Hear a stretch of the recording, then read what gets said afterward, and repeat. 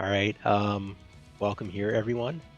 Uh, we've got a match of Battle for Midway, MWO Comp hosted tournament in its fifth week and final week. It's Division B between Clan Crossfire and FJRD Rangers. However, there's some issues with this match, as you may be noticing.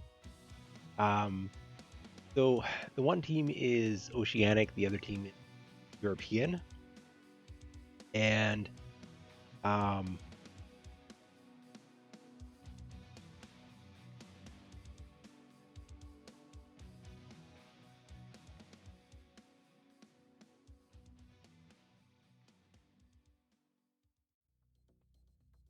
so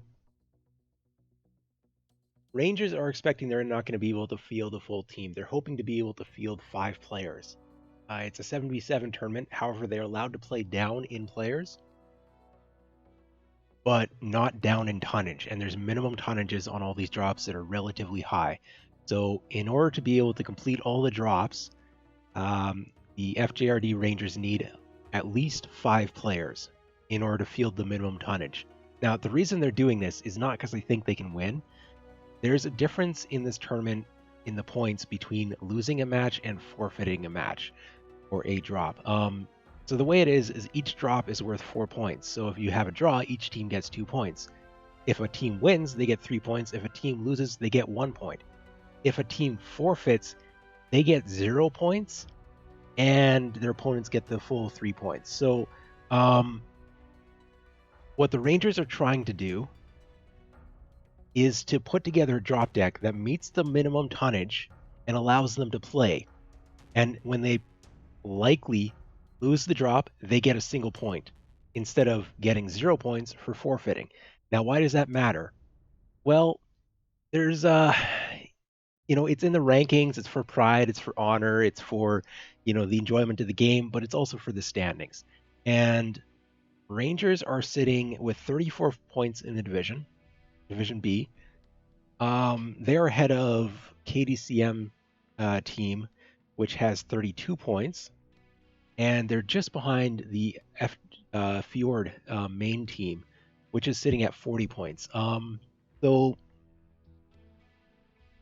getting a couple loser points, maybe they can stay out of last place, or they're going for it, right? They're showing up, they're putting in the effort with however many players they can. It's probably going to be not that much of a match.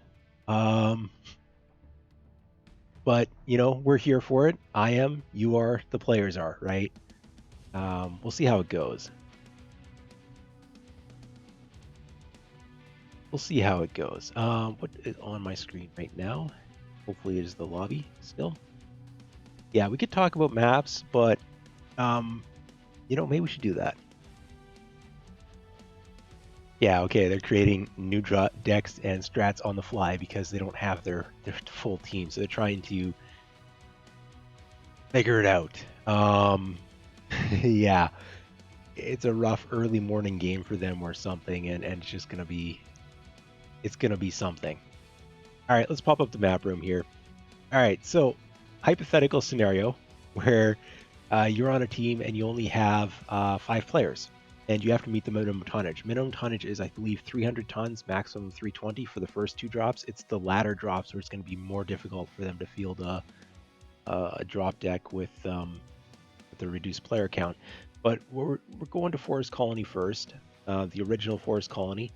So if we were on Team 2 here with the red spawns, and we only had 5 players and 300 max, 300 tons, the 320 tons that we needed to use, they're probably going to play heavy stuff, like possibly Assault Mechs on drop 1, multiple Assault Mechs, because again, they only have 5 players. So, but the problem is they're going to run into a chassis limit, where you can only use the chassis 3 times throughout the entire match. So if they use up, 3 Annihilators on the first drop, then they won't have the Annihilators for the later drop. So they need to use enough tons to make the minimum while still leaving them enough heavy chassis to make the minimum on the later drops.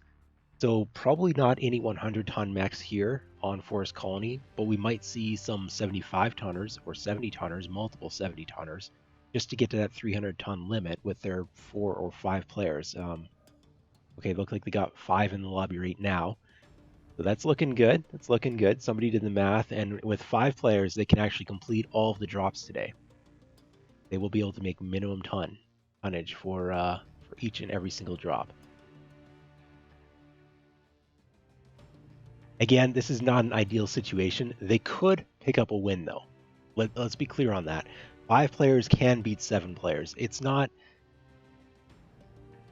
having the tonnage um, doesn't really provide you with an advantage. Even if they had more tonnage, I think being down players is a disadvantage.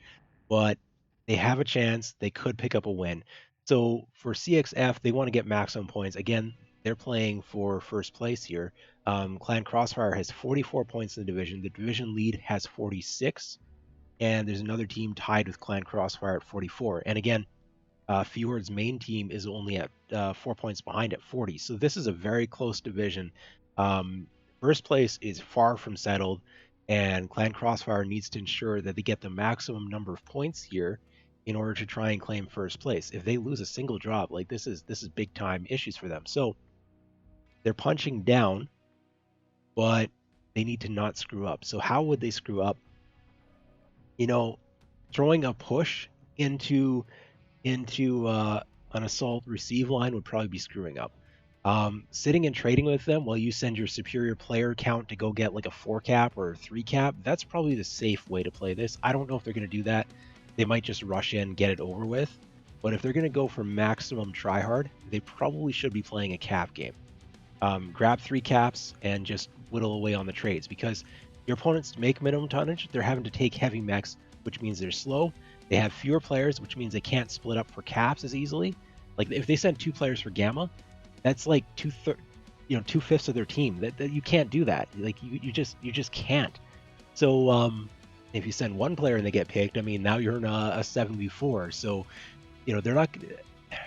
The Rangers can't play caps. Clan Crossfire can, and I think that's the safe way to play. Are they going to play it safe? Are they going to make it more entertaining for us? Let's find out. So we are okay. Team 1 is locked. Yeah. Uh, just waiting for Team 2 to lock in. Now the teams have made the minimum of 300 or maximum of 320 tons. So for 5 players, 320 tons is 65 tons average.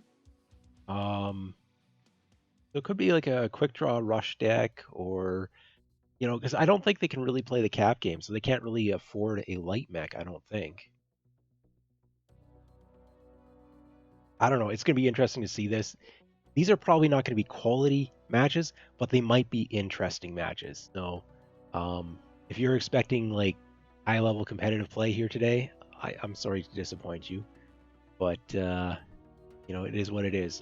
Unfortunately, you can't always make it to every match as a player.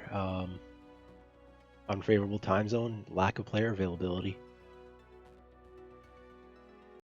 Is that 6 players? I think I'm counting 6 players over on the Rangers side. So that changes things a little bit.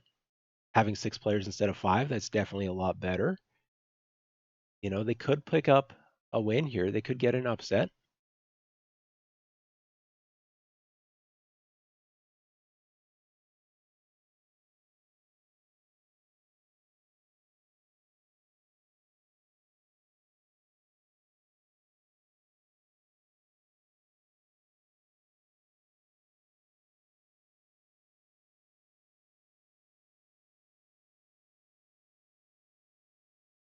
I just got to wait for the players to load in.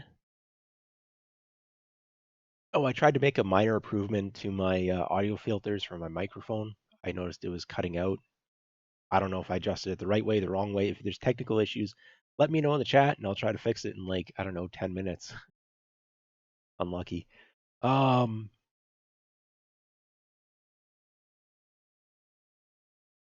how are we doing here? There's actually some viewers who are showing up for this. I don't know if they know what they're getting into, but I'm hoping it's going to be good drops, even if it's an uphill battle for one of the two teams.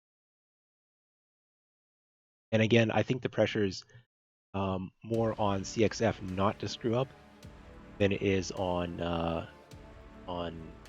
Fjord Rangers to perform well. All right, let's look at the blue team here, which is Crossfire.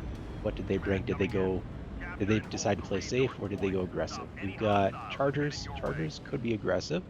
Arctic Wolf with SRMs, Charger with binary small laser, binary small laser. All right. What is the rest of their drop deck? They have an Osiris going for caps. That is going to be a DPS Osiris. Very popular mech that I unfortunately do not own and have not played. They've brought 2 of those. 3 of those. Okay.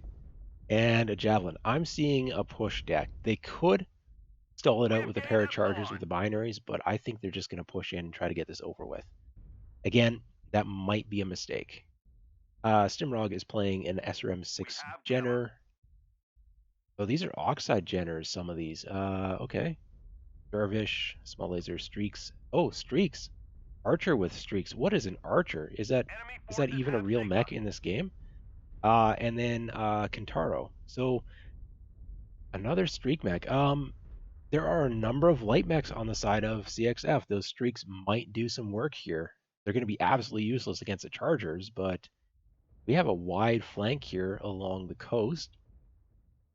They're not even moving up the beach. I've seen beach pushes. I've seen middle of the water pushes, but this is a wide left push with the Chargers coming in, going for that cap, get that 3 cap going, and then what is the plan after that? That's what I'm waiting to see, whether they're going to push in or they're going to try to play range.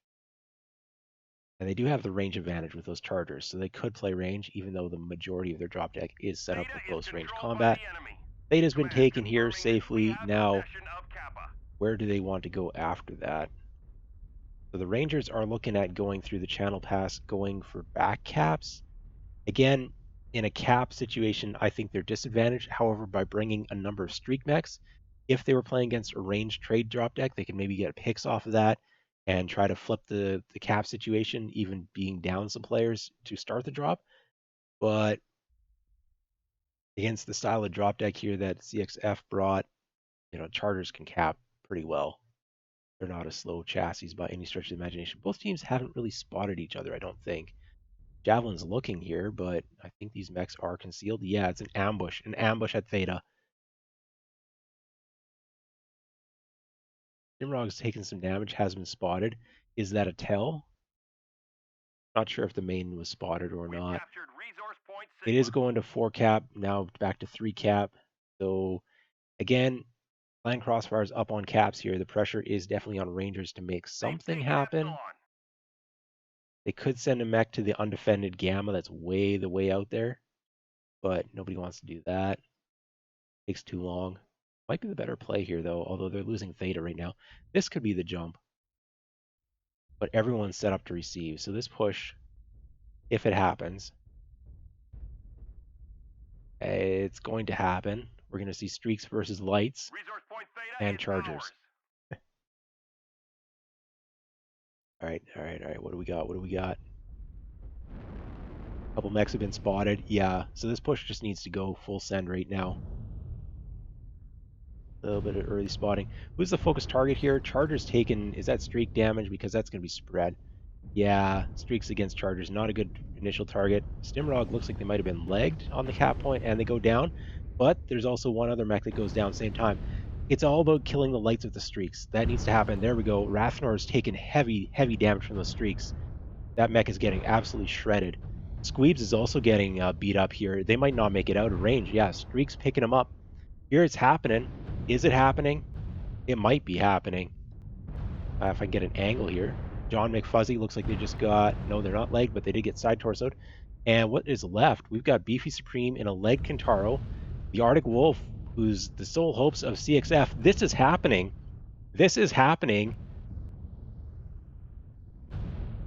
Nico Doomguard.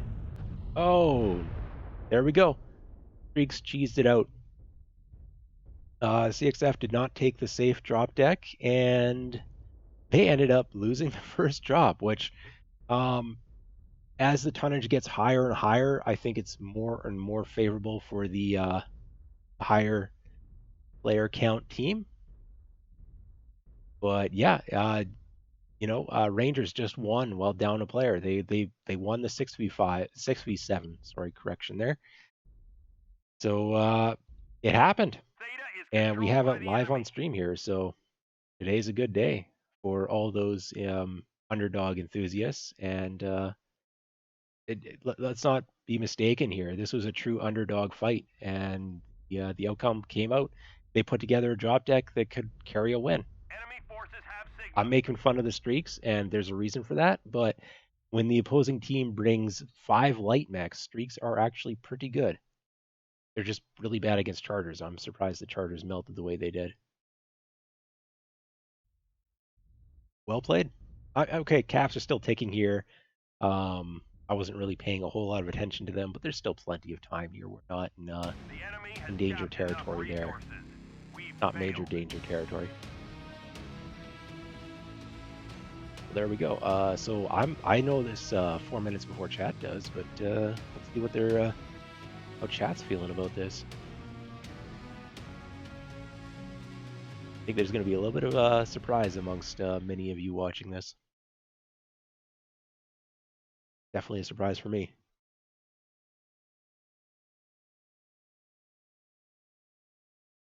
Put the stats up.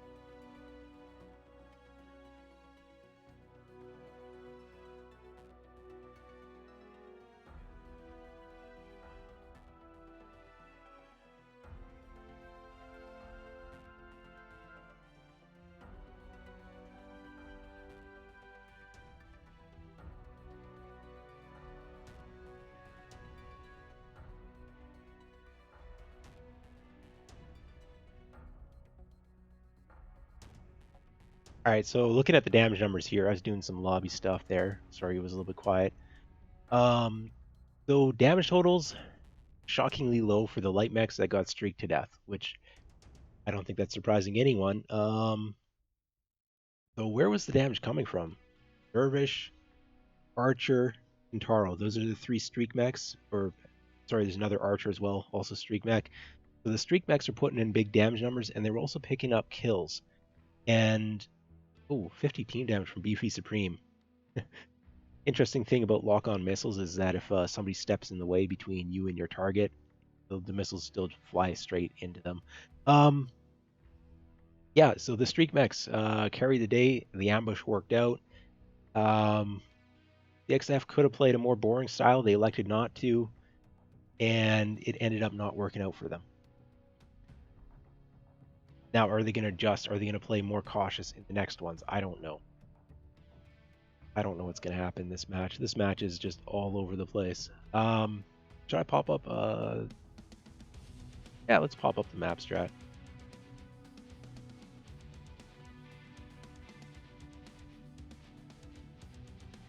Chat's actually just the viewers are just watching it right now, so I'm waiting to see if chat's gonna explode in a couple seconds here.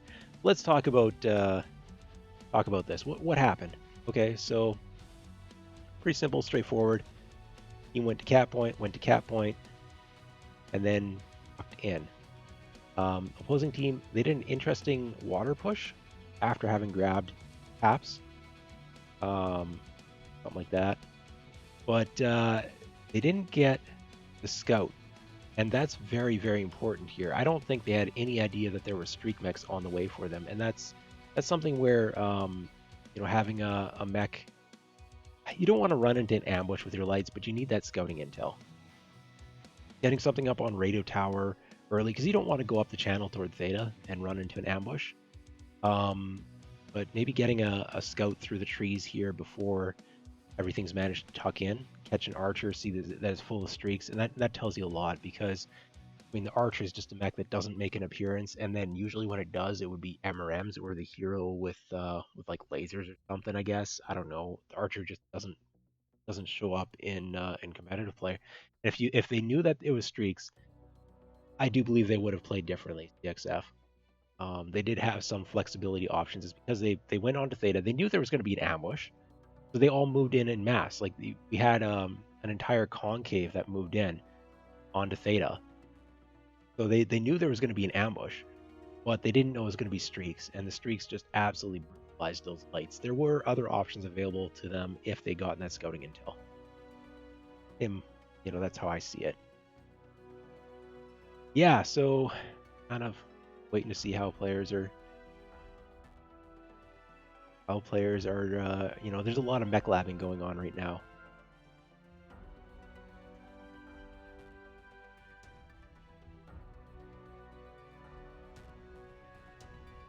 Yeah. Good times. I mean, I've seen attempted Theta ambushes. I haven't seen them be successful yet. And CXF knew they're being ambushed. They just didn't know with what the weapons were. So big props to Fjord Rangers for having figured out something that would allow them to win despite being down on players.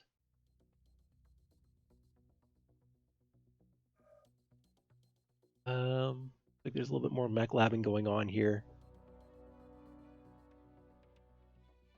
I don't know, is CXF going to make an adaptation? Because that drop deck that I saw there, that was maybe on the first drop, they just kind of brought what they had planned, perhaps, not adapted it for the potential of their opponents trying to do something different because they're down players. I don't know. Yeah, I'm also a little bit surprised by some of the players that I'm seeing on FJRD Rangers roster. Maybe they got some permission to add some extra players. I'm not really sure. I didn't really pay much attention to team rosters at the beginning of the tournament. You get this the pattern of like who's on which team, and then sometimes it changes from tournament to tournament. Just team isn't being fielded or players move around, and then you're watching a match and who's this player? They're with this team now. Yeah. Oh, let's see, what are the teams doing now?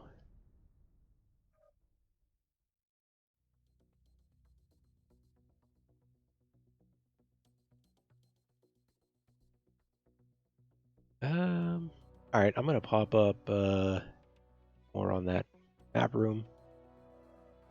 So what are we gonna talk about with the map room? Okay, so now the teams have switched sides, and this is definitely more available now for a range receive strat, I would say, in terms of CXF options on Team 2. You've got access to the radio tower.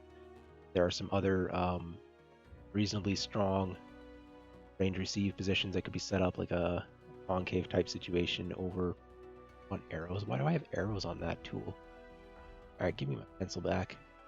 Could do like a concave around Theta or water side. Just kind of play a little bit more cautious range cap control. You've got easier access to Theta as Team 2, I would say, or less risky access to Theta. Team 1 access generally comes up this channel, or they have to go wide. And if you come up the channel, you don't get the scouting intel, you can get ambushed. You don't do that, generally speaking. So it'd be easier to sit back and play range if that's what CXF is inclined to do here. Now, remember, they're definitely playing for the points. They need the points badly. They're playing for first place, CXF is, so they definitely want to get the points. And playing more conservatively would probably allow them to leverage their player advantage more strongly than doing some other things here. Again, right now, the XF wants to get to bed. If I understand their time zones correctly, they're getting a little bit late in the night here. So they don't want to be waiting all day. Whereas like there's some PC trouble on Rangers side, um, and maybe if they wait a little bit longer, some more of their players will show up online. So what are they going to do though? I have the foggiest idea. All right, so normal strats, cheese strats. All right, what would be a cheese strat from the side of the Rangers? I do believe that there's some beach stuff that could be done where you go around super wide. Okay, if you've never been on this particular part of the map, it's absolutely beautiful. You should go there sometime. Just test and grounds it out, or even quick play. Like who cares? It's quick play. There's a nice beach out here, nice cliff, and all that. You can do a sneaky sneak stuff out here, and then you like come out here. Which, if your opponents know it's coming, this turns into a giant firing line receive of choke point of death. Or your opponents can go grab all the caps because you're playing out and frolicking on the beaches. Nobody like goes here because there's no objectives here. There's no map control here. But if you go out here, you can do an ambush, a very fast brawl push up the flank. If it's not spotted in time, if they're not set up to receive it, you can start rolling up kills. Or you can try to go for a Theta ambush. I think it's too far out. I think your Theta ambush is better up the expected channel.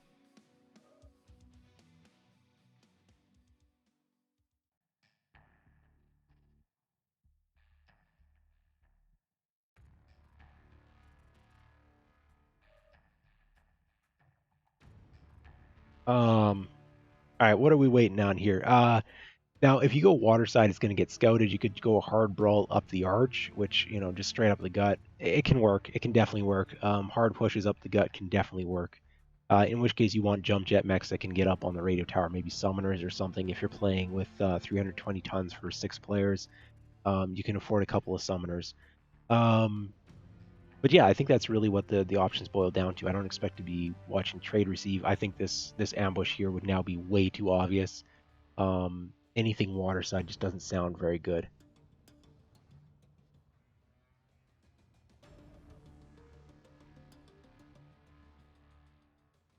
All right, teams and players and everything's ready. 320 to 315. We've got, count them up, 6 players versus 7.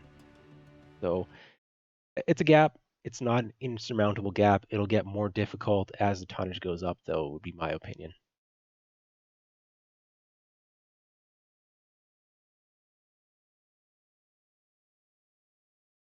Oh, and I forgot to put it on the scoreboard. Did I? No, I did, but I forgot to change the scoreboard. There we go. Now the team logo should be on the correct sides in a half a minute.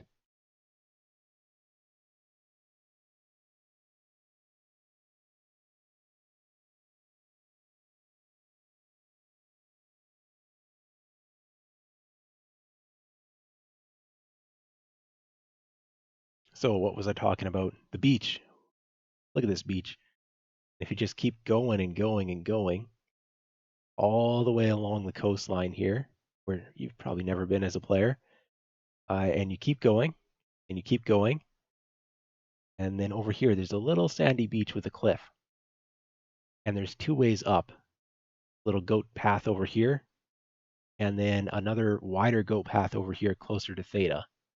And if you can come up here and not get spotted until you've crossed a significant portion of this open ground, we're talking more about going around the right here, hugging this cliff. Theta's over there. But if you come up here, maybe you don't get spotted in time, and you can start rolling up a firing line that's set up over here to receive, looking toward Theta, not looking to their left. Maybe. Just maybe. The radio tower is looking at water or something. He's not looking over at the cliff. There's a possibility. If they see it coming, you're basically marching into choke points of a wide open firing line. We all have a pretty good idea how that goes. We'll see. Maybe the teams will explore this, maybe not. It's semi-new territory. All right, I'm going to look at Crossfire here. Clan Crossfire in the red. Give me your mech builds. All right, they brought Black Lanterns, which are going to have a fair bit of speed, but they're more brawly, a little bit better armored. Freaks will not work as well against Black Lanterns if that's what's going on. And what are their fatty boys? Oh, their fatty boys haven't even made out of spawn yet. Oh, their fatty boys are like blackjacks and a javelin. So they've used up all their javelins, I believe, which, probably not going to use them in the later drops. Probably going to look more at fighters or something of that nature. Another Jenner O, Oxide, the hero, Jenner 2C, SRM build, okay, Archer with streaks, Faro with streaks, Small Pulse, Crusader, Mad Dog with LBX 20s. Yeah, a lot less cheesy, a lot less focused. Mass streaks are good against lights. Mixing in a couple of streak mechs, if they can focus on the lights, might work out well, might not. And it's just a little bit more of a less focused drop deck here. Again, chassis limits coming into play. They have the one Archer, the one Kantaro. They're bringing some more Jenners, but they can't double up on the Archers again. They can't. Mass streaks is not. Oh, and there's a back cap going to happen here. Or not. Squeebs, are they getting scouting intel? They're getting scouting intel. They're looking at going for the cap point, but now they might back off now that they know that the opposing team is playing water side and Gamma is not free to take.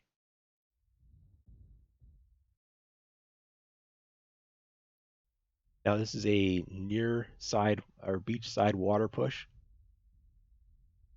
not through the arch, and it was spotted. So the reaction should be coming out of CXF right now, taking the high ground with their range. They don't have much range though. They are taking a theta cap. They're going to have to just brawl it out considering what they brought. The Blackjack arrows are the receive line. Again, they have a range advantage with those, I believe. So leverage that as much as they can on the approach. A little bit of chip damage here. It's an under the arch push, which the Blackjacks are not in position to receive. I don't like the receive on this mound when there's a push coming through the pickle factory, which is the likely push path right now. I think the Blackjacks need to start rotating out into the water, maintaining distance from the beach, moving towards something like the dropship, expecting the incoming push. Now, at the same time, the push has not come. The push is content just getting theta right now. So it's a cap advantage right now for the Rangers as they are going to slowly flip over that caps. Probably around 200 caps. They'll tie up. A little bit past 225. They're threatening the brawl push. They're moving it. While they're moving it, they're taking chip damage. Nothing significant. Nothing. Well, the legs are starting to take a little bit of damage, but that's 1%. Here it is. They're just going in. There is one mech over at Gamma. I don't think it had stepped on Gamma yet, so that wasn't what triggered the brawl push. They decided to just send it. So this is a 6v6 because there's a mech over at Gamma. The mech at Gamma needs to start heading back, or they could try to win on caps. It is a big map. If you take legs off the brawlers, there might not be enough survivors. So maybe at this stage, staying on Gamma, going to Epsilon, and then Theta would be the call. Who's the focus target? Nobody yet. These Blackjacks are caught. They don't have speed. That's the thing about the Blackjack is it's pretty slow mech. Low engine cap on that Blackjack arrow. Heat Zone is the called target. They're getting streaked to death, but the streaks are spreading. 20% does finally go down. Nico Doomguard taking a fair bit of damage. Again, the damage is spread. John McFuzzy has a Jenner parked up their backside, so that should be a quick kill, unlike with streaks. The mech has come back from Gamma, just arriving now, Squeebs. So they're going to be harassing the Crusader from behind. Now it's 2 kills to 1, but that means even player count, even players for each team. LBX 20 from Stimrog. They are legged in that Mad Dog. I don't know if Squeebs should probably find a different target. The Mad Dog's not going to be able to get to caps with that leg situation. I think there are other more priority targets here. Rathnor running around at 36%, all kinds of damage, but is still up. All the streak mechs are down at this point, I do believe, so the remaining mechs are able to focus components. Flaming Beard is legged, should be going down shortly in that Jenner Oxide. This is a little bit too close to call. I'm favoring Clan Crossfire right now for a couple of reasons. And Crusader should be down. Yes, but they took a leg. Okay, so now it's a legged Mad Dog versus 3 mechs. Now, these 3 mechs are very, very fragile. Squeeb's self-destructed. What happened there? Side torso, I guess heat damage from those medium X pulses. Dimrog with good leg shielding probably can pick up a kill here and then move for the cap, but at the same time, um, they can't outcap the opposing light who is running off with 2 legs. That's and the LBX-20 is absolutely useless at range. The amount of spread on that weapon is tremendous. 400, 300 meters is just scratching paint. Oh, the javelin though. Both legs are open. The Mad Dog could pick up a kill there if the javelin didn't decide to not fight. Because the javelin's making the right play here and just going to go get all the caps. Um, a javelin with 2 legs versus a Mad Dog with 1 leg. You know, oh, that's actually enough ammo to pick up the kill. As long as both legs get hit. But that's a GG. I'm calling it. CXF is going to win this, assuming Wobbly doesn't do something stupid like jump up really high and then take their legs off. But a legged javelin might be able to outcap that legged Mad Dog. Yeah, no ammo left on that javelin either. So 2 small X-Pulse lasers versus 2 shots of LBX-20. I would give the combat advantage to the Mad Dog until they don't manage to get the kill with their 2 shots. I mean, do you fire one at a time or do you fire both at the same time? I think one at a time, and but they're never going to get the opportunity. Stimrog is going to try here, limping to the next cap, but their opponent is going to be able to grab Gamma before they even make it to Sigma. And then, as soon as they see a mech on Sigma, they can just go stand on Kappa. And Stimrog has to decide to go to Theta or what, losing proposition. Caps already in the favor of, Caps are still in the favor of Rangers. Maybe this is closer than I think it is. Is it? I don't know. I feel like it's over, but with correct play, but maybe it doesn't take a very big screw up. Gamma's going to be flipped here before Sigma. I'm pretty confident. Somebody do math. At 520 to 605. Did Stimrog just fire? Yes. Stimrog is now bingo ammo. Not that it matters, because Wobbly doesn't know that, and Wobbly's also playing safe approaches here.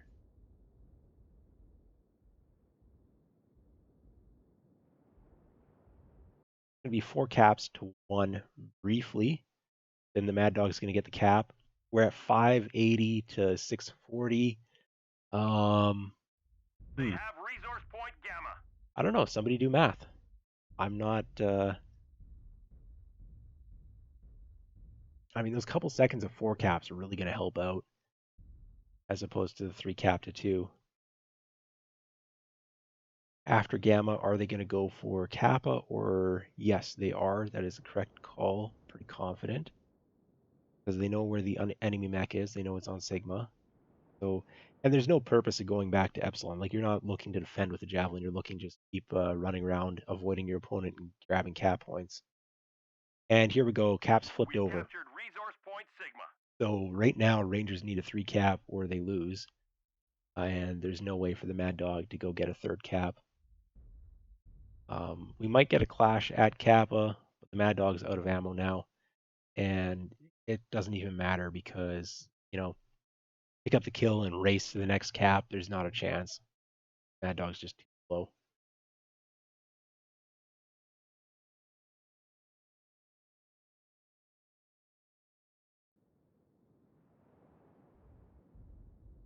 Get in the cockpit here. See if somebody can spot somebody. Nope. Hiding very well because, you have to hide. Don't want to get blasted and die on the maybe chance of somehow losing. And Mad Dog, you can see the cap point there, but you can't actually see the mech behind it. So, and that's that, 709 to 750. I mean, that's a close drop, and that was a 7v6. So, yeah, we got some real ones today.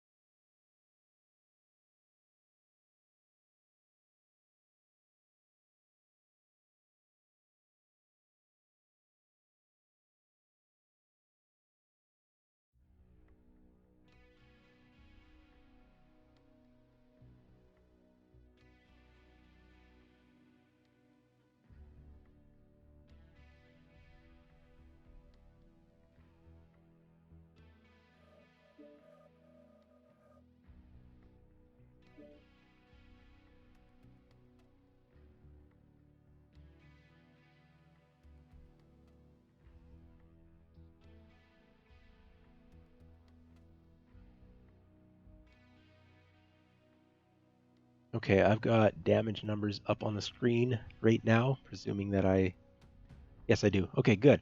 Um, Dimrog picking up 2 kills and almost 600 damage in that Mad Dog C.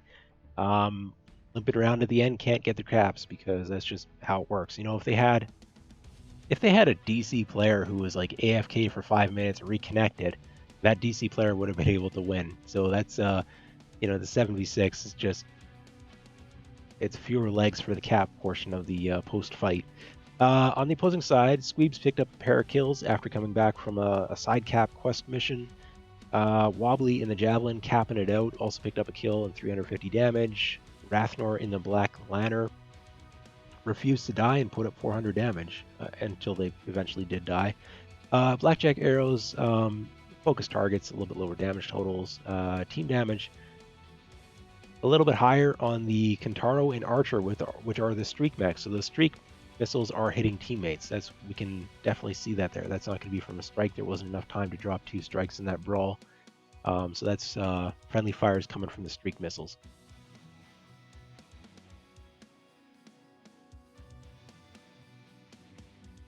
Okay, so that is a win for CXF. And they need to keep winning in order to try and lock up first or second place. Well, not lock up. I mean, the other teams are playing yet, so they can't lock it up, but they can definitely give themselves as large an advantage as possible. We're going to Grim Plexus, and the tonnage is also going up. Tonnage is now... I can't find this in the rules very quickly, can I?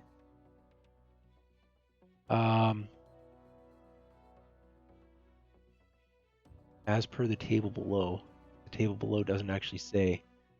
I'm confused. Oh, there we go. I was looking right at it. It's 430 minimum to 450 maximum.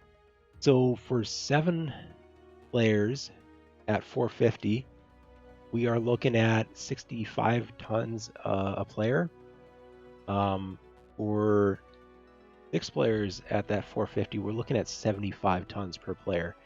And just another reminder here, we're dealing with chassis limits as well. You can't use more than 3 of a chassis through the entire match. So,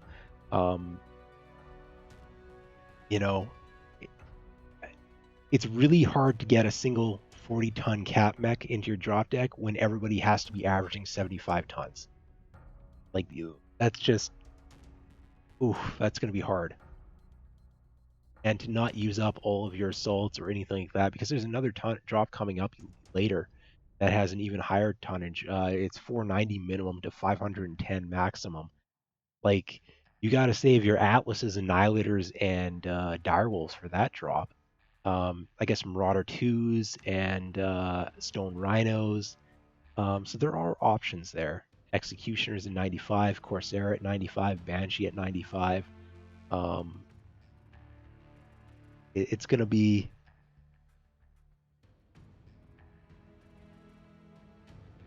It's going to be a little bit wild here.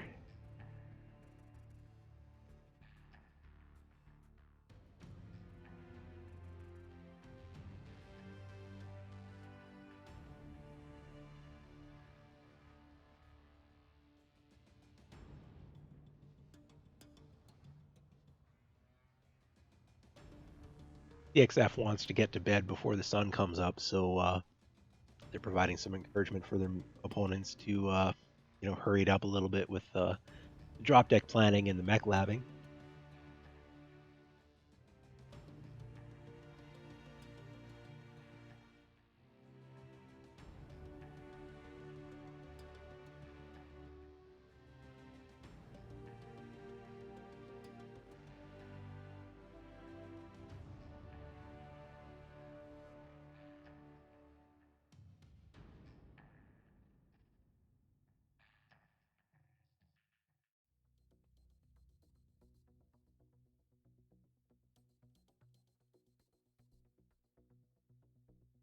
How are things going here? Okay, we got a lock from Team 1. We got a lock from Team 2. Yeah, I'm interested to see what this is going to do. It's been a competitive match so far, despite the being down on players.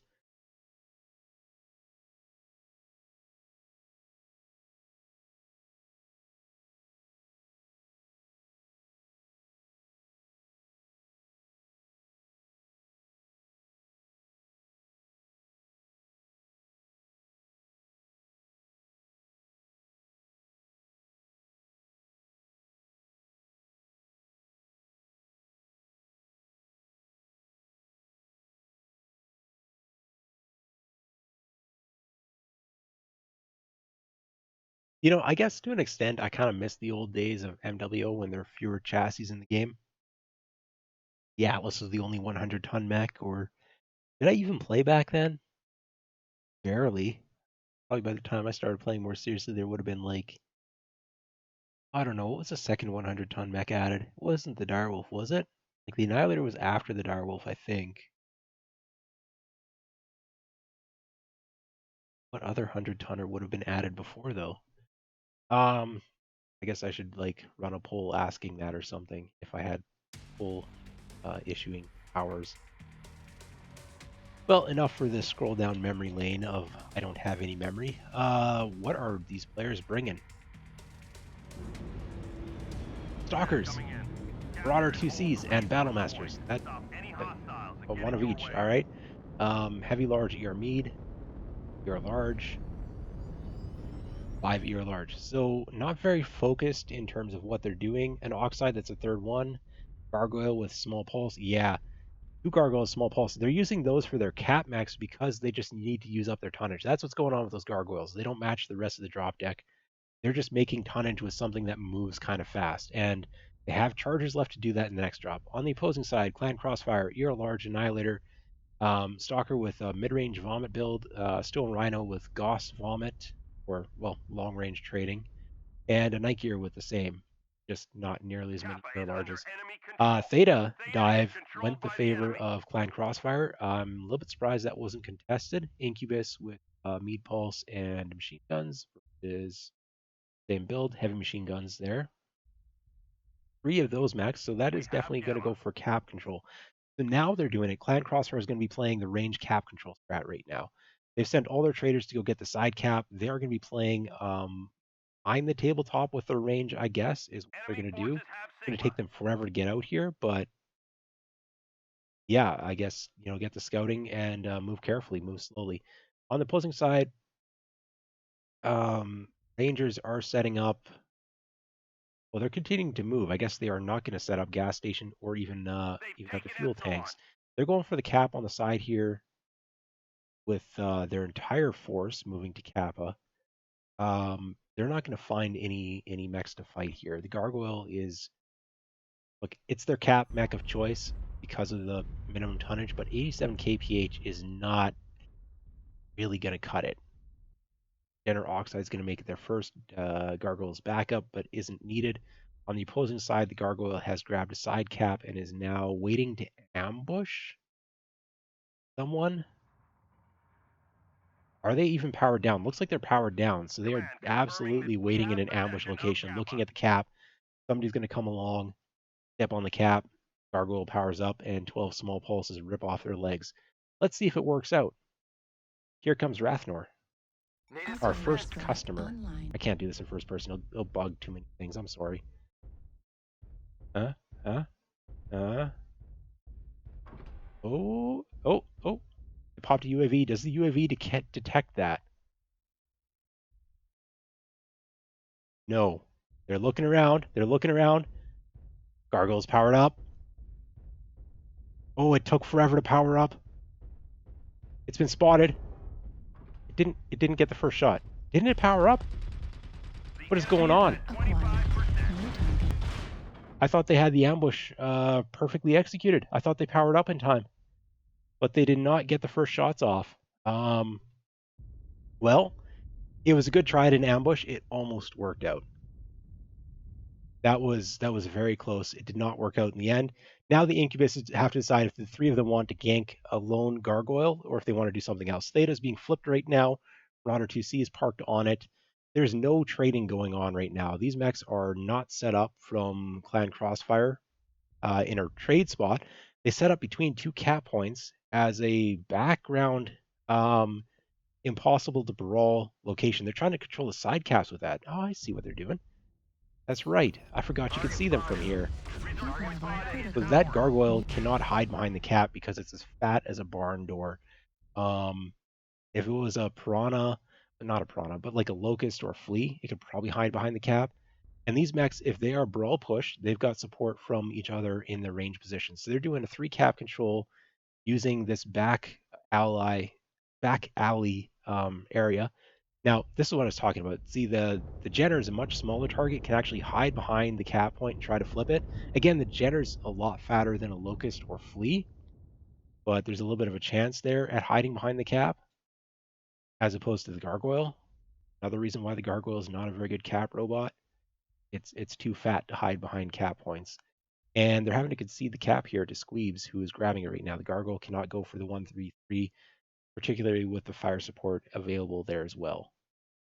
They have resource point Gamma. And they're getting the intel with the Night Gear with the jump jets just jumping up, getting the intel across the tabletop, and also the cap deny here on Epsilon. So this is a 3 cap control that CXF is executing very well right now.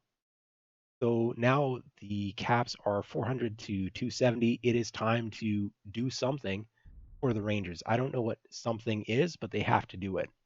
And what they're going to do is make a push here. And they're pushing with ER larges on the Battlemaster, ER larges on the Stalker, more mid-range build, but 3 heavy larges as well. Maybe they can pick off the Annihilator before it can retreat into cover with friendlies. The Annihilator knows what's coming. And are they conceding the cap, though? Does it matter conceding the cap? It might be 2 cap territory for a win right now for CXF. I don't know if they still need 3 caps at 470 to 311. The Marauder just took a burn on the side torso as well from that Annihilator, looks like.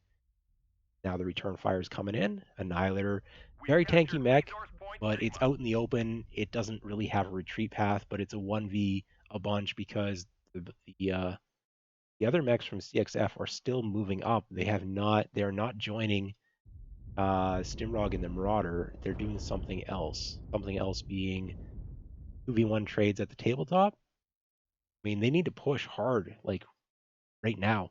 They did manage to flip Sigma while that Annihilator is being distracted. There's a little bit of something happening here at Gamma. If they flip it back, the 4 cap's probably enough still. If they can get either Epsilon with one of their fat mechs after they push off the Night Gear, or if they can grab Gamma with their Gargoyle in the distraction. 4 cap to 1 will go very fast. However, Theta is being flipped right now, and we have a little confrontation there between Theta is controlled by the enemy. Gargoyle, who was left to defend it and was not there to defend it. Interesting. I guess back caps are a real thing. Kappa is vulnerable to back cap right now. Stimrog is going to lose their side torso in a couple seconds here, and their cooling is going to go with it. Pete Zone and that Night Gear is potentially going to be forced off. Now, Pete Zone is the only mech denying Epsilon right now. If that gets flipped, then Clan Crossfire is going to have to make the push, and it's going to be a push that they are not set up to do. This could come down to caps in not much time. Stalker has been halved from Wobbly. How's that Annihilator looking? Nothing's open yet.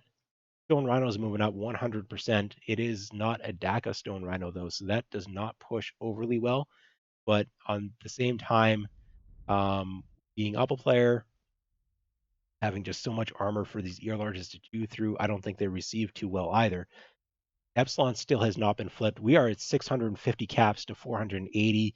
I think we can almost call it already. Sigma was flipped, decapped. It is going to be flipped again potentially, but that's valuable cap time that just was not there. Stimrog's going for it. Somebody has to. It's do or die at this point. It might already be die. Stimrog's been halved. Stimrog's going to go down. How's this Gargoyle doing? Yeah, the fat Gargoyle can't cap against that Incubus as much as, we wish it could.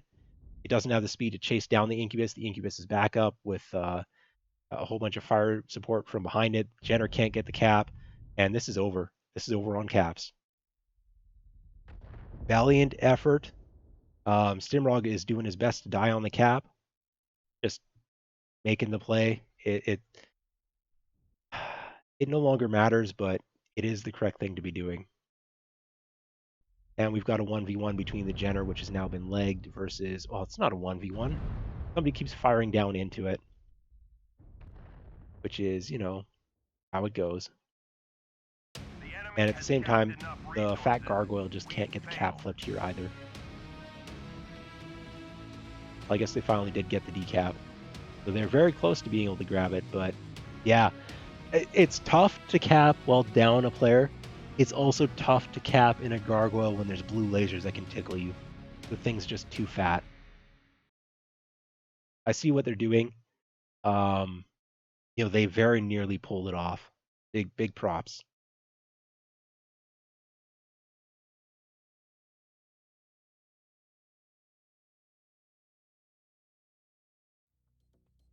Glad Crossfire holds on for a second win, which, I mean, kind of feels like that's how it actually was. It didn't feel like it was guaranteed.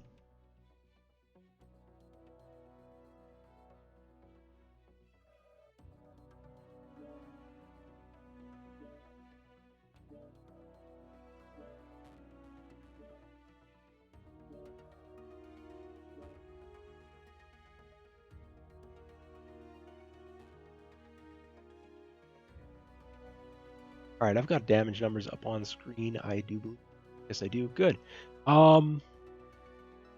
Yeah, Dubious Squirrel in that gargoyle. 0 damage dealt. Which one was that? Was that the one that was around Theta? Maybe it was too much guarding in the back, not enough up in the front. Beefy Supreme with the ambush attempt only put out 58 damage. I don't know what went wrong with that ambush. If that ambush had actually pulled off and taken a leg off of an Incubus, that's all it takes. Taking a leg off of it because it can finish it at its leisure from safety, basically. That might have been enough to flip it. And I thought I saw the gargoyle power up. I thought I saw that, but I don't know. Yeah, damage numbers, they're nice and all. Nico Doongard with 600, Pete Zone holding the fort with 600 as well. But that's not really what the match was about. It was about the cap control through tickle damage and through strong positioning. And it was well played. I mean, it's a safe style that CXF took. I don't know if they're doing it because it's a player advantage or if that was actually going to be their strategy from the get-go. I've played 3 cap conquest leagues where the caps were out in that triangle to an extent, the important caps. So I'm a little bit familiar with the terrain back there. It's something that you don't see in quick play, but obviously CXF, having been around for a while, they're familiar with it. They know what they're doing, and they played it quite well. Okay, we've got a locked out of CXF. They want to get this match over with before their bedtime, or whatever time it is for them in Upside Down Land.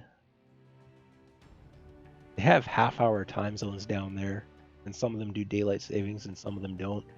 And their daylight savings is on a different day than mine, and it goes in the opposite direction.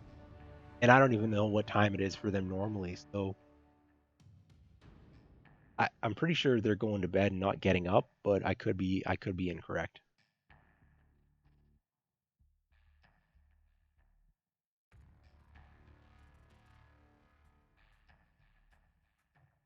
Oh, somebody's speculating that the gargoyle pilot might have hit the power down, power up key twice. That could be. Because I'm sure I saw that mech look like it was powering up, and I know that that key, if you double tap it, it inputs both commands, and it takes 2 days for it to power up and power down. I don't know if they had the power up, power down nodes or not.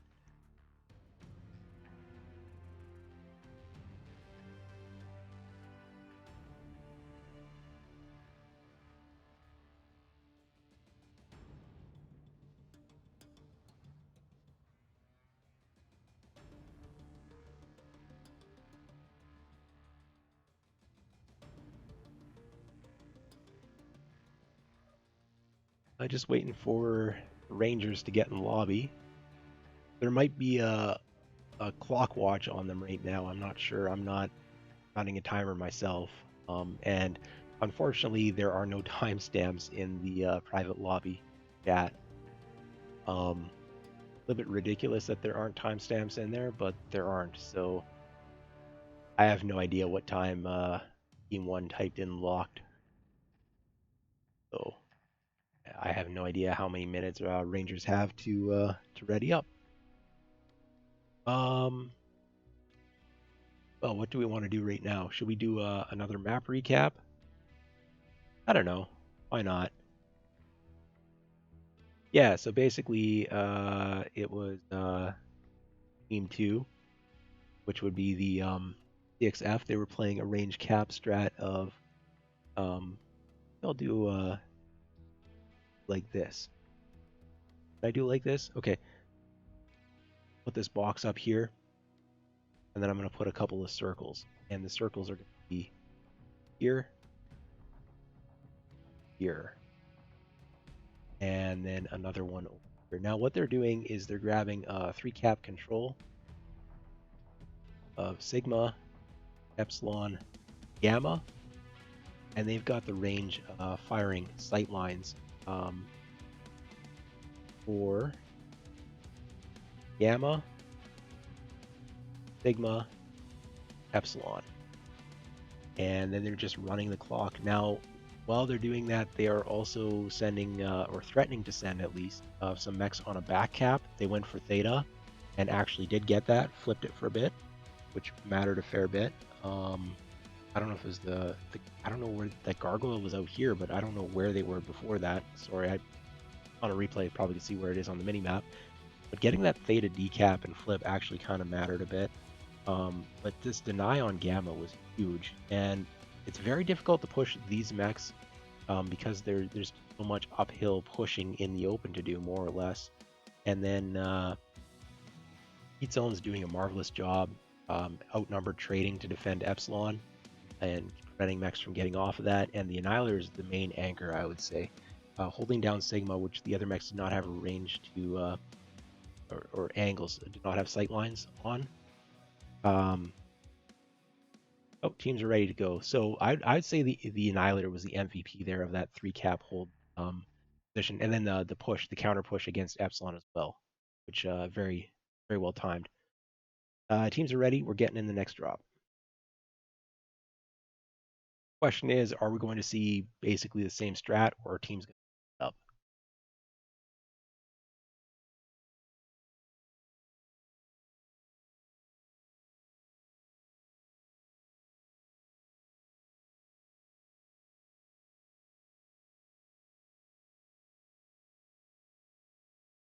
This is actually a really good match. There's some alternate tactics going on here, but these are very close drops.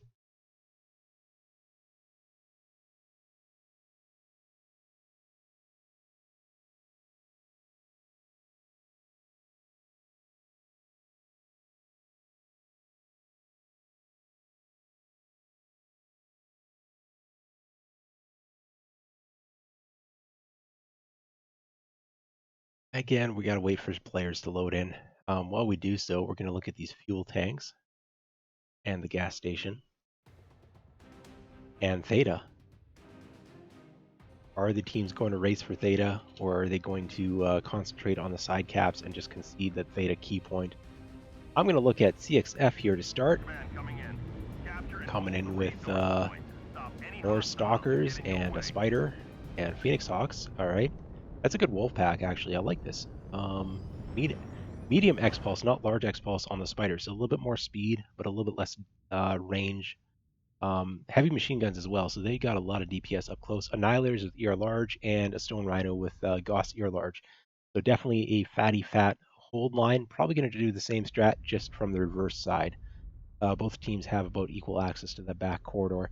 Chargers instead of gargoyles, as kind of expected. And then, oh no, Rog's build, was that supposed to be a third large X pulse, or maybe not?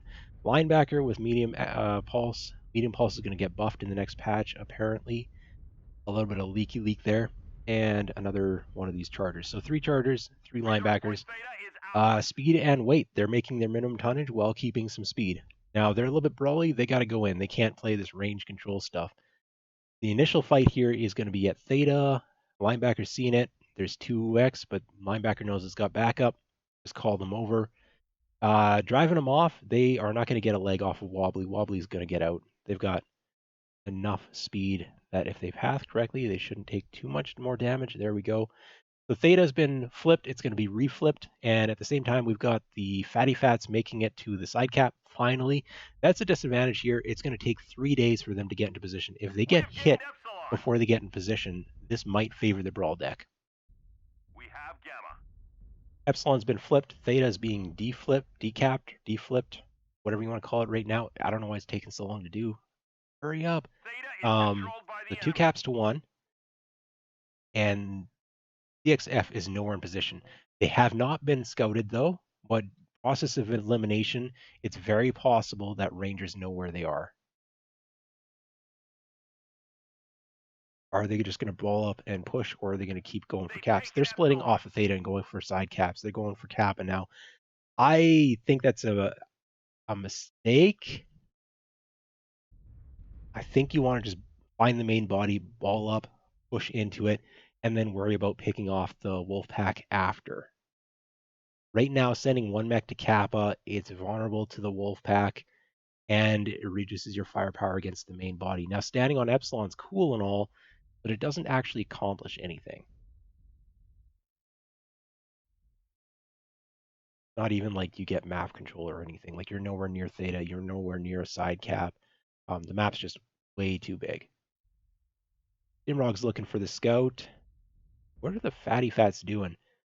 They've realized they're not going to make it to their setup in time, so they are now backing up and preparing to receive a push, which is not coming. Stimrog's going to face check this, see that it's a big fat mech with a range drop deck or range build, and book it out. Now they've got the intel they need. They don't know exactly what's there or how many, but they know that it's a one range mech and it's probably multiple range mechs, and they know where they were trying to go. So Nimrog will get out of here with a little bit of team support, or are they going to get eaten up by Wolfpack? Hello, team? Team? Uh-oh. Nimrog's getting jumped, but it's only a single spider. I thought there was going to be some more movement in from the Wolfpack. Squeebs tried to go for the target, wasn't backed up by Kappa their is team. under enemy Squeebs control. has taken a significant amount of damage there. That is quite meaningful. Leg is red armor. Caps are actually 3 caps to 1 right now in the favor of Rangers. Rangers looking real good here right now. I'm liking the drop deck decision here and their initial movement. I just don't like the side cap to Kappa. They sent 2 mechs to Kappa, which means they're now in a position where they need to stop peeking this. They can't peek this. I was going to say they could be brawled, but then I remembered it's 2 Annihilators and a Stone Rhino, and they've got to push uphill for like 300 years before they get to the fight. So it is 3v4 or whatever this is. I mean, the 4th mech is finally coming over, but the Wolfpack's not all here either, so it wouldn't even be a 4v4. With some giant assaults going to be bringing the reinforcements. Oh, they're doing a back-to-back, so that's what they're doing. They sent 2 mechs linebackers, so they We've couldn't be captured Wolf-packed, Point Sigma. or they'll have some defense if they get Wolf-packed in between Theta and Kappa. So they're using the 2 linebackers to control 2 cap points by keeping them consolidated, prevent them from being picked by a Wolfpack. I kind of like that. I just don't like what that means in terms of what's happening here right now, where TTB needs to ignore the assaults and just get out of their line of fire. Don't ever allow those assaults to fire on you. Use your mobility to deny their sight lines. That's what I would argue. Wobbly goes down, got their legs picked off. Yeah, TTB 3 large X pulse, but against the armor of the Annihilator, that's not a good trade. Could he keep using that mobility? Okay, Squeebs is legged, or what's going on? No, Squeebs is getting picked. Almost legged. Oh, Beefy Supreme, the linebacker's legs are a little bit too low. We have a pick going on off the side here. TTB's been caught, and they've got a lot of blue lasers hitting them right now. And there's no counterplay here. They just need to break line of sight. And they're big fat mech, but they're moving kind of fast. I think they can do it.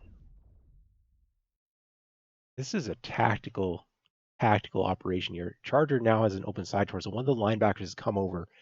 If they were both here, they could probably ball up and do a hammer anvil push. I think their percentages are higher though if they continue to play the cap game. Now that they've picked off a mech, just need to not be engaging in a fight. Lousy 10 got picked. Both legs are gone off of that We mech have now. gained Epsilon. Epsilon's been flipped, which is a 3 cap now in the favor of CXF, but it's 400 to 300 in terms of caps here. TTB did not lose that side thrust yet. I thought maybe the Phoenix Hawk was going to go for that. They're bleeding armor here, the Rangers are, but they are also in the cap lead as they are getting gamma right now. Just need to not suicide into these assaults. Why are they fighting the assaults? The assaults can't go cap after all said and done. Like, you're not Enemy going to be able to forces get have signal. get Epsilon back, and there's no way to make the push here. They're just kind of soloing one mech in at a time instead of hand for anvil full push because they're playing for the side caps, which I think is correct. They're flipping Gamma right now. They're flipping Sigma. It's going to be 4 cap to 1, but Dubious Squirrel goes in and gets predictably killed. Now TTB is coming in like 1v3, and the assaults don't matter. That's not your primary target. The only mech that matters right now is the Phoenix Hawk's legs. If you pick off a They leg have from that resource Phoenix Hawk, point it's Gamma. GG. Those Annihilators, there's no way they can get to more than 1 cap in time. Rathnor goes down. TTB, I mean, it doesn't even matter if they die now that they've picked off the Phoenix Hawk because it's just a Stone Rhino with a leg that's open, an Annihilator, and another Annihilator. These mechs, it's a legged Annihilator. These mechs can't make it to cap points. There's no way they can get to Kappa or Theta before the caps become okay. I think they could beeline it to Theta in time. Even in a legged Annihilator, they might make it there before 750, but there's no shot of getting to Kappa. They have no speed left in their surviving mechs. This is GG. It's just who wants to keep their KDA up at this point. Stimrog wants to go for a kill. I can respect that. They've still got the armor to do it. Found themselves in a 2v1. Time to pull out.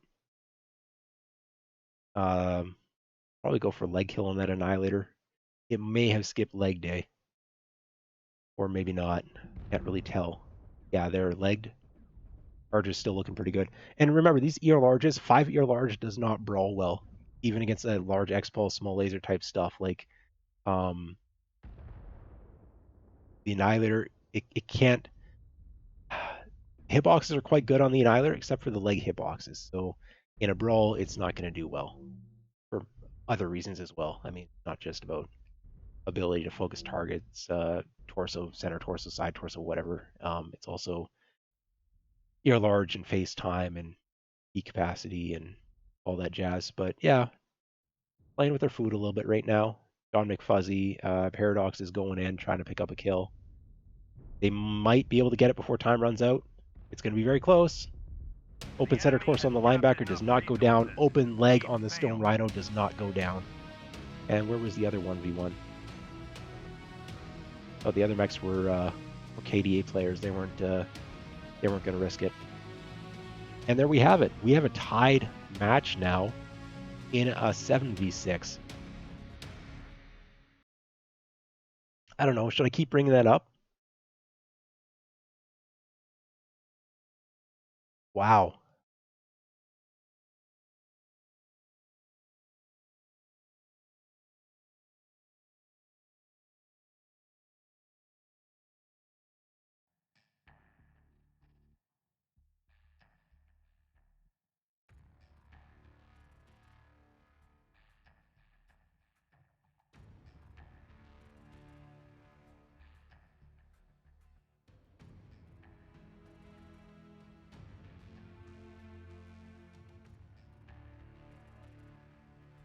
Okay, so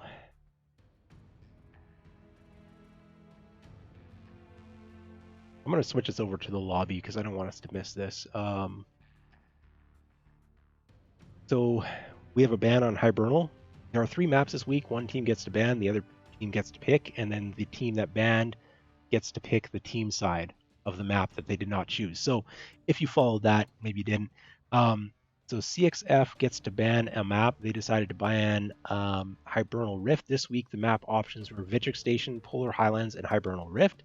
Hibernal Rift is banned.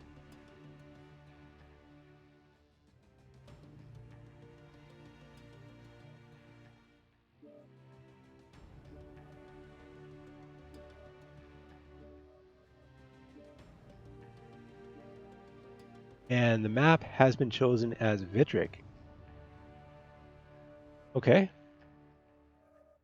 I thought they had to choose a map, not a map side. But I didn't really read the rulebook. I'm assuming that team leads have. So we're going to Vitric Station here. And we got a request about time here. I'm going to go ahead and flip up the damage stats again now that we know that it's going to be Vitric Station.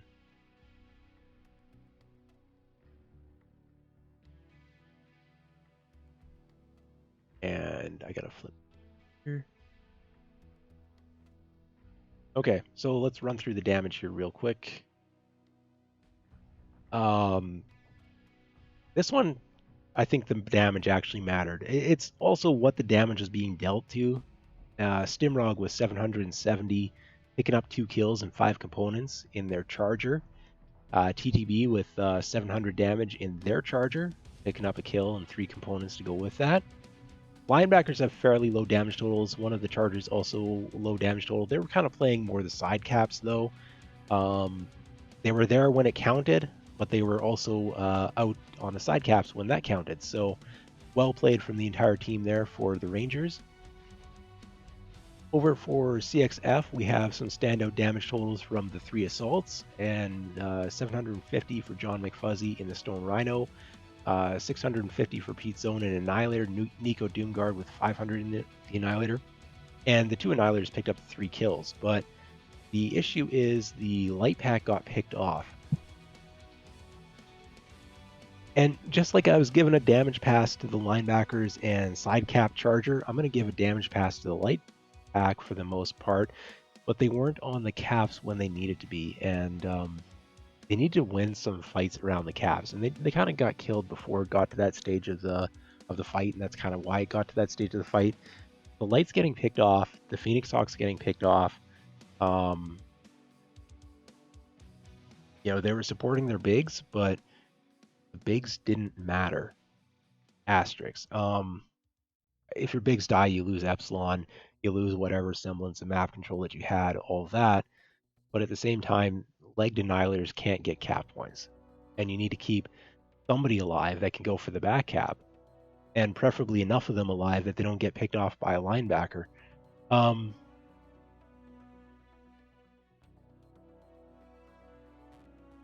Phoenix Hawks, 2 Spiders versus 2 linebackers. That's probably a favorable fight for the Phoenix Hawks and Spiders, but that would also leave 3 Chargers and a linebacker to go after your 2 Annihilators and a Stone Rhino.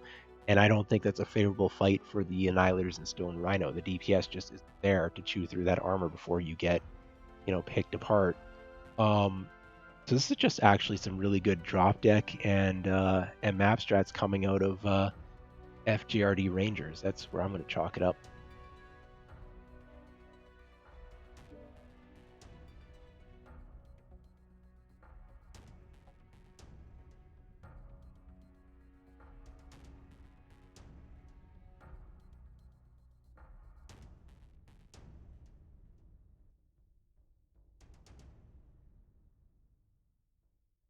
Okay, I just had to do a little bit of lobby maintenance there. Yeah. All right. Let's pop up a map strat. We have a little bit of time. Oh, do I need to switch team sides? Hold on.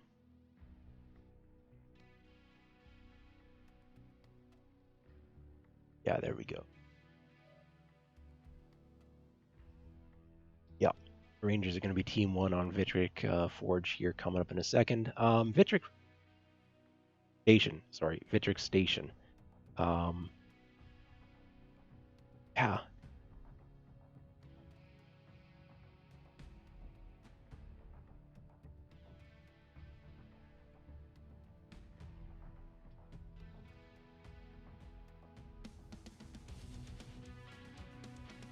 So, I was going to talk about Vitric here, right? Before I spaced out for a second. How are teams going to play this? How are you going to play this down a player? I don't know what's going on here. I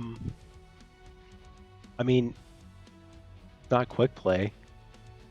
You can't just go up top and then, sit there for however long you feel like sitting there. It's going to be something a little bit different. But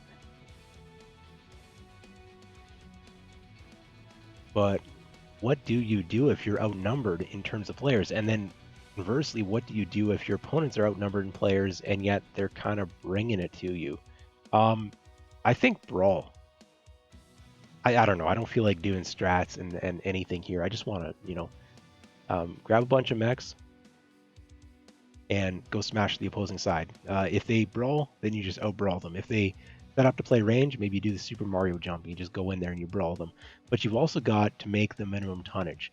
And the minimum tonnage for this is 490 to 510 tons.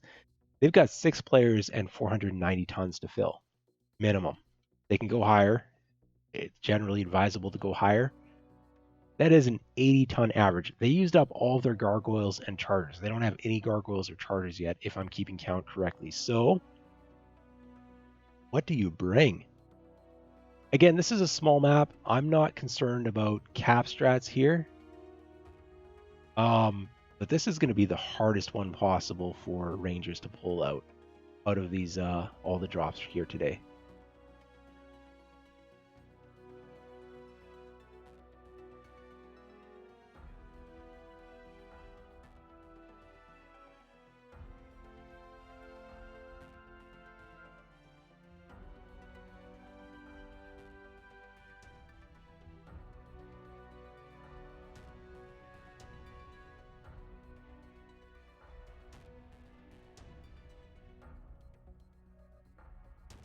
Um,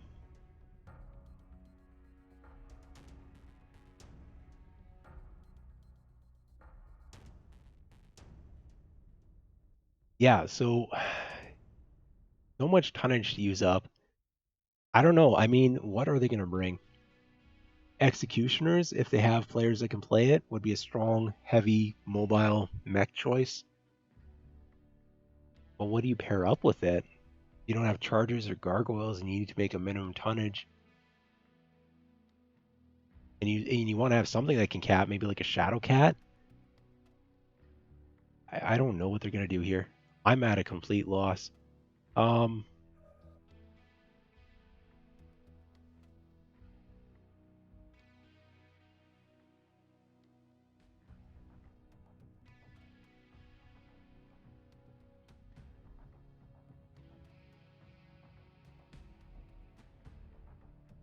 I mean, we got a tied match going into drop 5 here. In an outnumbered player match. Like this is just it's wild, and I got no idea what's gonna happen on Vitric. I don't know what mechs are gonna bring. I got nothing. I got nothing. All right, I'm gonna switch over to the lobby here.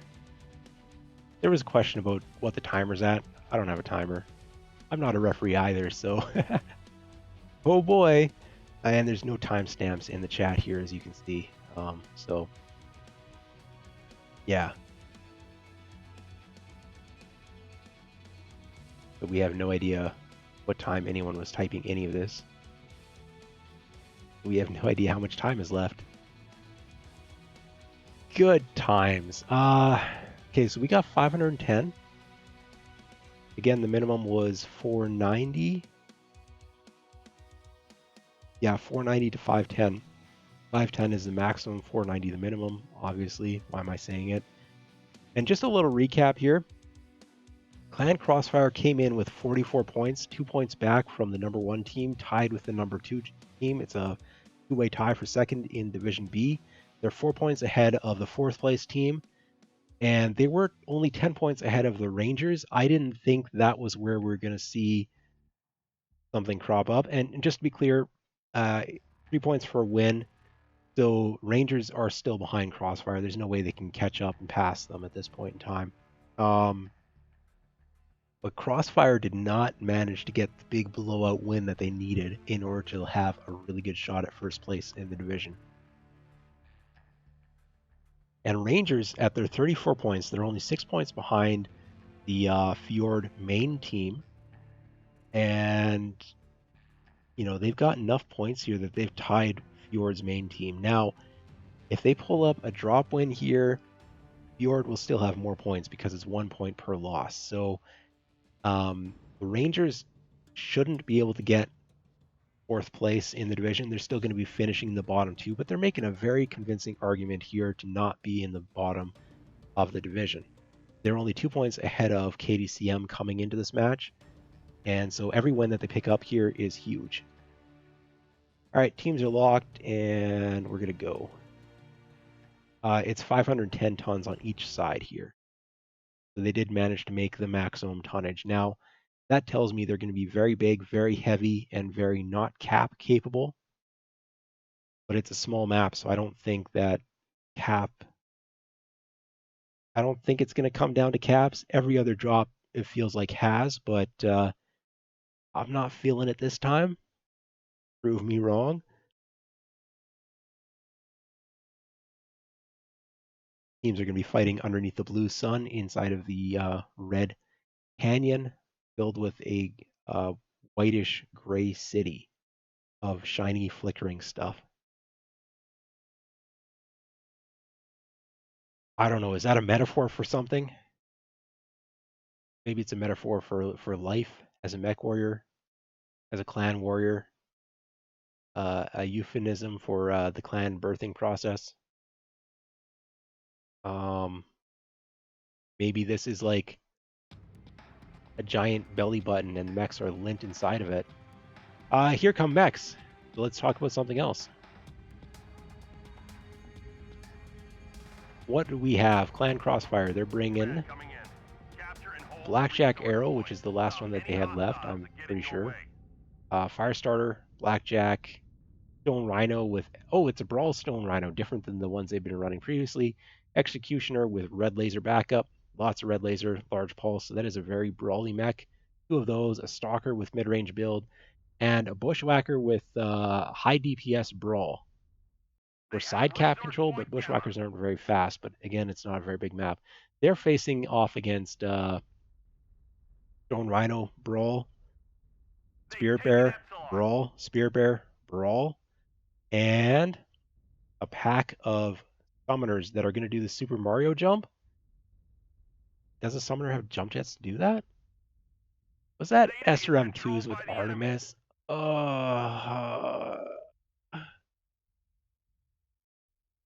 I'm sorry.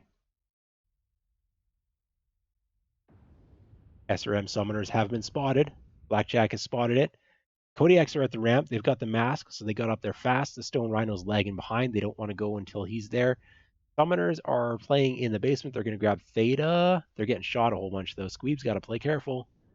And this brawl push is falling apart. The summoners are not up top. I don't think they have the jump jets to get up there. The Colossus is poking, or Spear Bear went over. Spear Bear is dead. Beefy Supreme down. They've been counter pushed off of their push. The summoners can't get in the fight. Colossus picks up 1 kill. And they're open on the leg. Can they pick up a 2nd kill?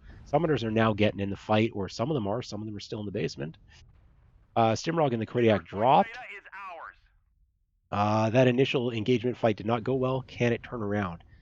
I'm guessing yes. Bushwhacker versus a Spear Bear seems like a fight in favor of the Spear Bear. Spear Bear is almost legged, though. And that is a high DPS brawly Bushwhacker. Bushwhacker's also somewhat tanky. Stimrog's got to do the leg shield now. As they've been legged, no, they go down. Bushwhacker traded for a Kodiak. I would take that trade. And now it's a 2v5. 2v5. And there's no miracle to be had here.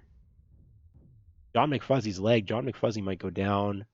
Paradox in the Summoner. Open leg. I don't think they practice this. The Super Mario jump for the Summoners, I don't think it's possible. And if they had time to practice something, this isn't a strat that they had, pre-existing. And yeah, it was a good hard fight. They picked up a lot more wins than I was expecting out of Rangers there in the 6v7 challenge. They stood tall. End of the day, the match does go the way of Clan Crossfire.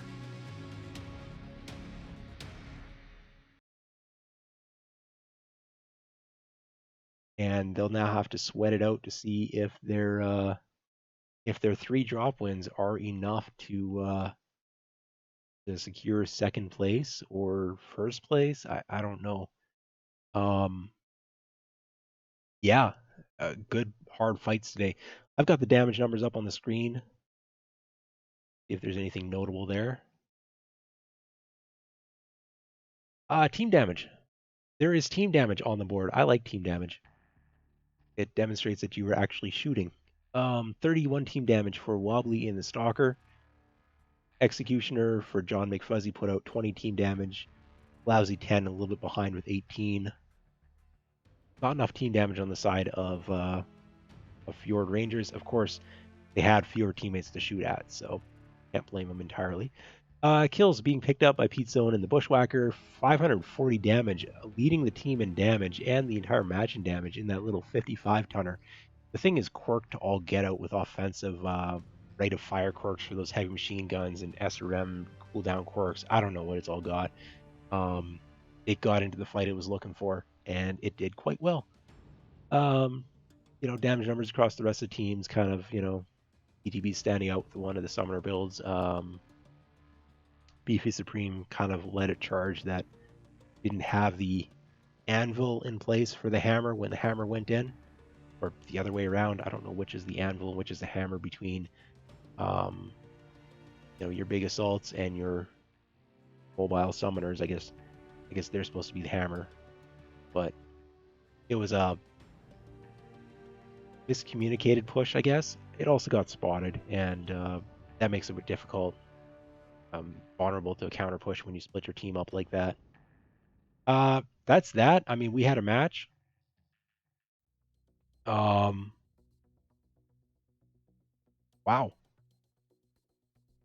it was a good one. I almost backed out of casting this one when I found out that a team wasn't able to field enough players, because that's generally a big warning sign. So this was Therax doing a cast of a Division B Battle for Midway match. Thank you to the teams Clan Crossfire and Fjord Rangers for showing up and playing, even outside of an optimal time for some of you. Giving it your best, making it entertaining, and it was entertaining. Thank you to the viewers for showing up and watching, the league organizers and hosts, MW Comp and Direwolf, for running the competition for us all to enjoy.